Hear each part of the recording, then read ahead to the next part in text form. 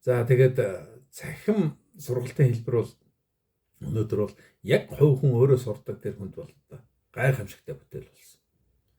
Цахим бол таны тарих ураг тархийг нөхөж ажиллаж болно, таны бүтээлүүдийг игжүүлж болно. Гэхдээ тодорхой хугацааны дараа та бол өөрөө тэрнээс илүү гарах хүчил та нөгөө тал маань та бидэнд тус хөрөхөөс илүү та биднийг өдөртдөг тэр хэмжээ рүү явах байхаа. Тэр тал руу л явах байх.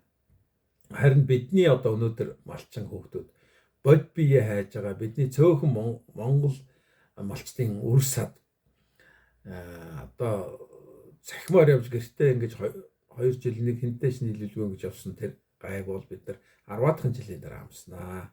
Энэ юугаар яах юм гэхээр цад суд ороход тань ханьсан буух айл заахалд бол айлгүй болно. Нэг найзаагаа дуудаад уцаагаад ирэх тийм хөнгөө болно. За тэгээ мэдээж хэрэг найр наадам олон боловч зовлон жаргал болоход нэг ч хүн үзэгддэггүй тийм асуудлууд үүснэ. За бүгдийн улс биднийг даадгийг ингээд зүтгээд яваад байх юм. Тэр бол одоо богдхан боо хайрлаач гэдэг хуулиур бол ерөнхийдөө бас ирээдүйд үгүй болно.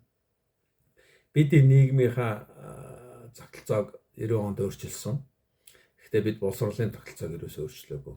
Хувь хүн өөрөө маш сайн өөрчлөгдөж бидний ирээдүйд ийм болох зүйлүүдийг харж, хандаж, өөрийнхөө гарт авахгүй бол дандаа улсаас харна гэж дандаа өөрийнхөө төлсөн татвараар өрөөлийг тэжээж явдаг. Тэр энэ янз янзын зөв зохисгүй нийгмийг бүтээн. За тэр эргээд одоо малчин тус болно гэдэг нь одоо энэ 2 жилийн сургуулийн гай байна.